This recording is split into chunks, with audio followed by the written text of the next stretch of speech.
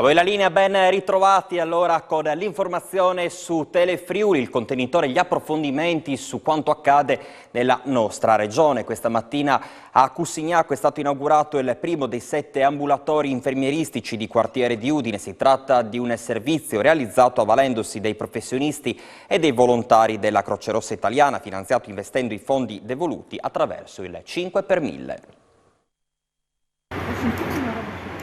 Ole. Assessore, a Cussignaco il primo ambulatorio di quartiere, di cosa si tratta?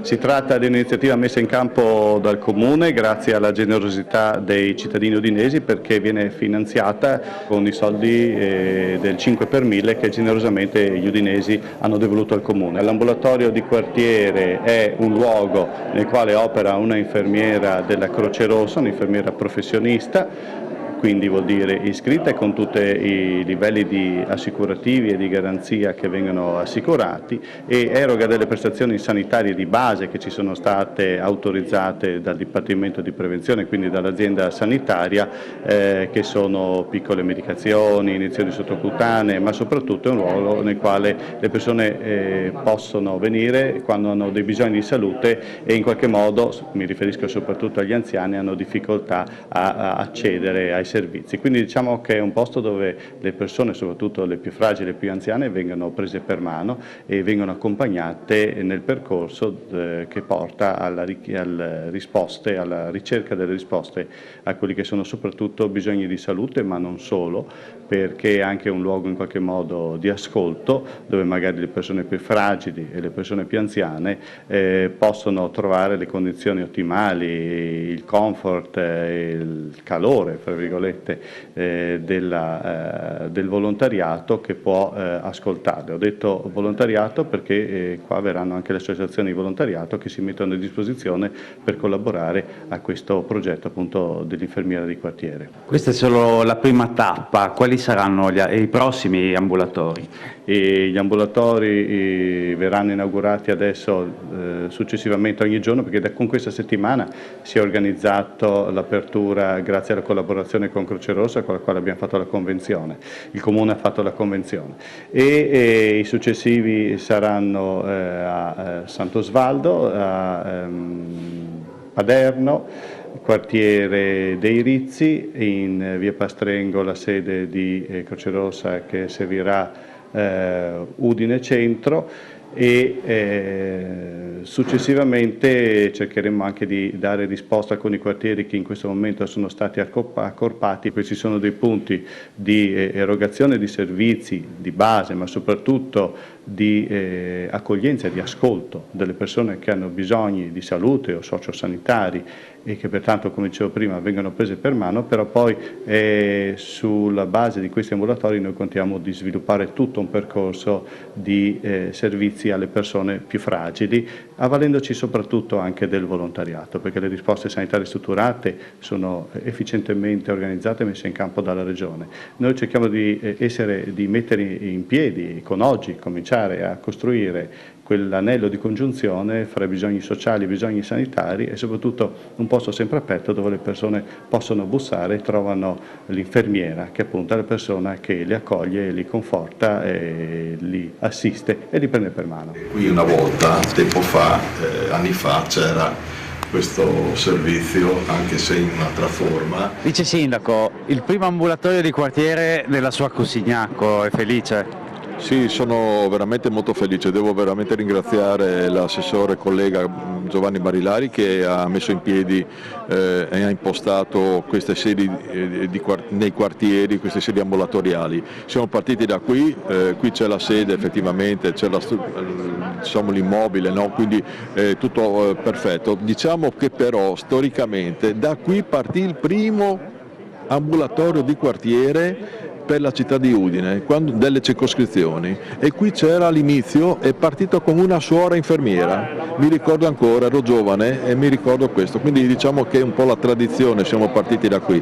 Qui sarà veramente adoperato molto, usufruito molto, diciamo, perché tante persone anziane veramente chiedevano continuamente questo servizio, che è un po' anche di presidio assieme ai 2 medici di base che abbiamo, il poter fare diciamo, la misurazione della pressione, i farmaci, tutte quelle piccole cose che sembrano banali ma sono importanti, perché la gente vuole avere questo primo impatto e poi se fa amicizia anche con l'infermiera ancora meglio, perché così si instaura quel rapporto di fiducia che mi ricordo esisteva in passato. Quindi grazie veramente al collega Barilari, alla Croce Rossa, agli uffici, a quelli che hanno impostato, anche i donatori di sangue che sono qui presenti. Presentato oggi nella sede della Regione a Udine il nuovo sito internet multilingue del Consiglio regionale, ha seguito per noi la presentazione Alexis Sabot.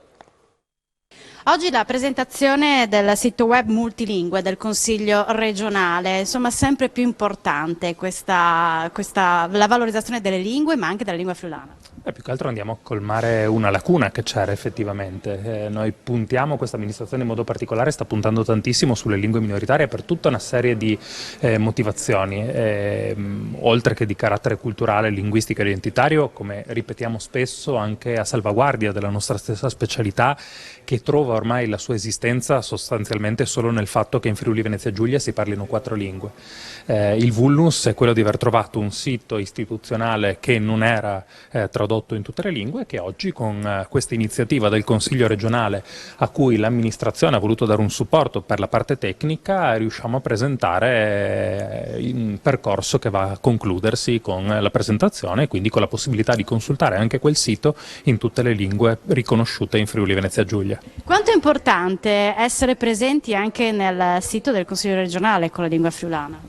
Assolutamente importante, perché dà alla lingua friulana quell'aspetto istituzionale che è necessario proprio per elevarne lo status. Quindi noi andiamo oggi a presentare il sito che è stato tradotto anche in lingua friulana, e questo sito è un tour virtuale non solo nei luoghi ma anche nelle funzioni del Consiglio regionale. Questo è estremamente utile e soprattutto direi ha una funzione didattica, sia per quanto riguarda appunto la parte amministrativa che per quanto riguarda la parte linguistica, per cui l'aita da una chialada e vi darei il calè. Ci ha raggiunto anche il Presidente del Consiglio regionale Piero Mauro Zanin per questa bella novità, anche il friulano presente nel sito. Sì, come dicono tutti coloro che difendono realmente le lingue e attraverso la difesa delle lingue la specialità di questa regione, la lingua deve essere viva, non può essere solo nei documenti, non può essere solo parlata in casa, anche se è necessario, è giusto che sia trasmessa nelle scuole, insegnata, ma anche deve essere all'avanguardia con i mezzi nuovi di informazione e quindi in questo caso anche con i siti internet. Quindi questo sforzo che fa sì che il nostro sia il terzo consiglio regionale dopo quello della Val d'Aosta e del Trentino Alto Adige ad avere un sito dedicato proprio alle 3 lingue minoritarie, quindi il friulano, lo sloveno e il tedesco, con l'idea insomma di poter attraverso questo sensibilizzare l'attenzione dei giovani e anche dei meno giovani all'utilizzo di questa lingua che, come dicevo prima, è il fondamento della nostra specialità e quindi della nostra responsabilità, del nostro autogoverno. È già online? Come è strutturato il sito? Il sito è un sito parallelo a quello ufficiale, nel quale si può da quello ufficiale selezionare la lingua rimanda ad alcune parti statiche ancora, però diciamo così, non solo quelle storiche, ma pagine che riguardano i servizi che offre il Consiglio, come è fatto il Consiglio, l'agenda, cioè tutte le attività del Consiglio che possono essere quindi lette nelle lingue minoritarie che diciamo, il cittadino, a cui il cittadino tiene, insomma, e quindi ecco, una possibilità di un'interfaccia continua quotidiana con la propria lingua. Ci fermiamo ora per un brevissimo break pubblicitario, ci ritroviamo qui tra qualche istante.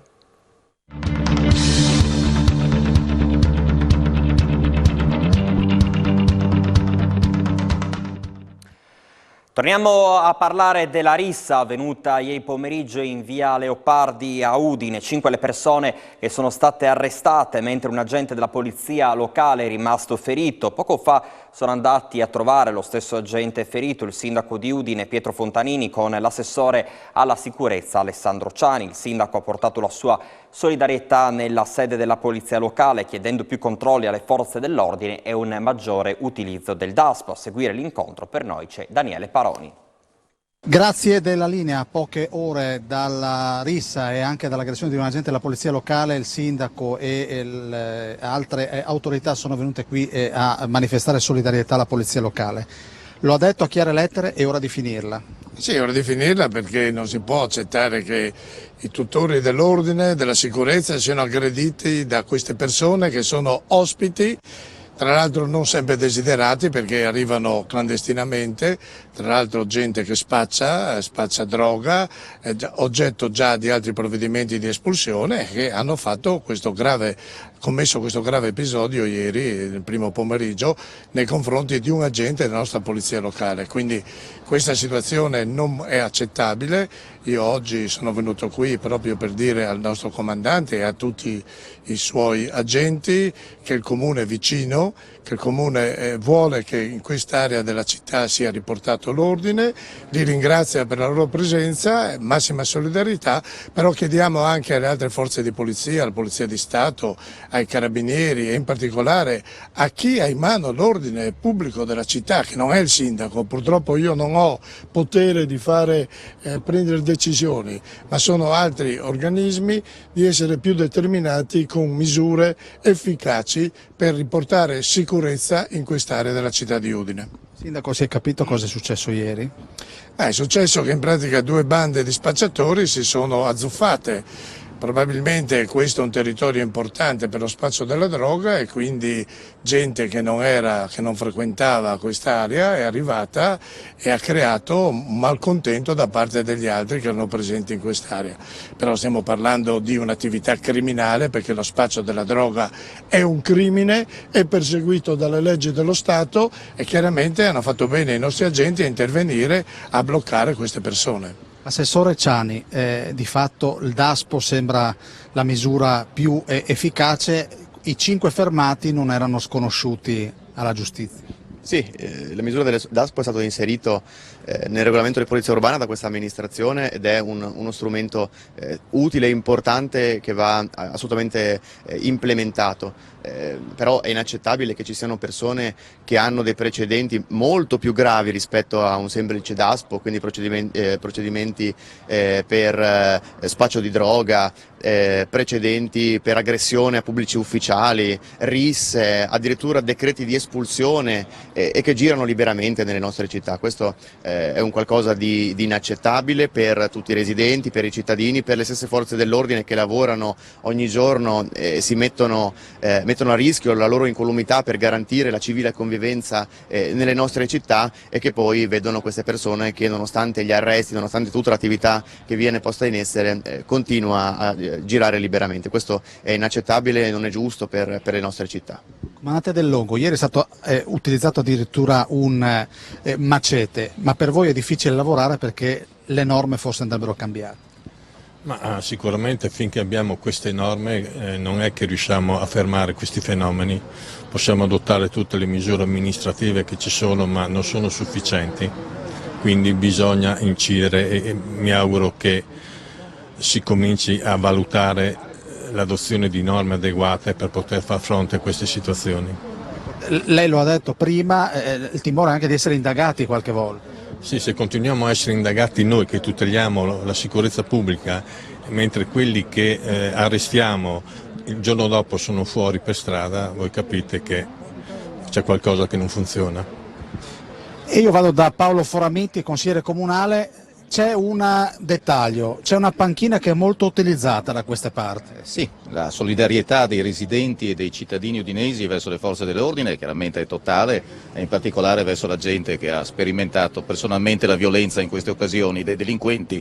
E in questa zona c'è in particolare una panchina che si trova proprio all'inizio di Via Leopardi verso Piazzale Roma, che è stabilmente presidiata da un gruppo di spacciatori che tutti vedono continuativamente che svolgono attività illecite collegate allo spaccio della droga, e che ci auguriamo le forze dell'ordine riescano a smantellare con un intervento mirato e visto che da più mesi notiamo tutti questa situazione, ed è proprio da lì che anche ieri è partito l'episodio violento, che poi ha portato al ferimento, ha avuto come conseguenza anche il ferimento della gente. Ma anche domenica scorsa c'erano stati lanci di oggetti e di bottiglie, con la rottura di una vetrata di un esercizio commerciale, con intimidazioni che ho ricevuto anche personalmente, e quindi questo clima di disordine sociale deve assolutamente finire, e quindi chiediamo a tutti le autorità che hanno competenza in questa cosa, a tutti i livelli, di intervenire in modo deciso per consentire appunto una vita serena ai residenti di questa zona di Udine. Io ringrazio il consigliere comunale Foramiti, è tutto da via Leopardi, restituisco la linea allo studio. Oltre all'aumento del prezzo del chicco del caffè, a mettere in difficoltà il settore della torrefazione sono gli aumenti continui di energia e gas. Siamo andati a vedere la situazione a Tavagnacco, all'azienda Eurocaffè, costretta in questi giorni a ritoccare il prezzo al consumo, nonostante le soluzioni di risparmio energetiche adottate negli ultimi anni. Parliamo di caro energetico, i rincari hanno colpito anche la filiera del caffè. Ci troviamo qui ad Eurocaffè assieme al fondatore, il titolare Stefano Toppano, per capire qual è la situazione oggi. Voi poi siete innovativi, avete già pensato tempo fa come riuscire ad essere sempre più green, ma ora la situazione qual è? Dunque la situazione ora è, devo dire la verità, la situazione è grave, non è assolutamente semplice. Noi parliamo di questo stabilimento che è l'ultimo che abbiamo fatto. Abbiamo sempre pagato una seria attenzione per l'energia, per non spendere troppa energia, per non inquinare l'ambiente, eccetera, eccetera. Siamo partiti con 120 kW di fotovoltaico già dal 2009 in questo locale, ad oggi siamo al 45% per fortuna di autonomia elettrica, stiamo provvedendo per raddoppiare l'impianto, quindi potremo di nuovo andare all'autosufficienza, diciamo, no? Il problema oggi è elettrico in parte, soprattutto di gas. Il gas metano è una bomba che ci è scoppiata sotto i piedi purtroppo, e lì le previsioni che avevamo non immaginato qualche anno fa, diciamo nel 2020 abbiamo comprato una macchina che usa quasi la metà del metano perché ha una formula di riciclo, è una macchina molto ecologica perché riesce ad emettere 10 parti per milione solo di polveri fine, al momento siamo a 70 parti per milione per regola, l'Italia in deroga a 200, quindi siamo al minimo delle emissioni. Però stiamo pagando uno scotto micidiale. L'ultima soluzione che ho iniziato il mese di giugno è passare dal metano al gas. In questa maniera abbiamo evitato di passare, do un'indicazione di numeri, da 75-80 mila euro l'anno di gas col prezzo vecchio che avevo io a 0,29, fortunatamente con un vecchio contratto a prezzo fisso, ad oggi saremmo più o meno a 11 volte,89 per essere precisi, quindi saremmo passati a 800 mila euro all'anno di gas. Per poter sperare di tenere l'azienda aperta, per non dover ammazzare i nostri clienti con i prezzi, siamo riusciti con il gas a stare sotto la metà, e sfortunatamente purtroppo in questi giorni dovremmo comunicare un piccolo aumento.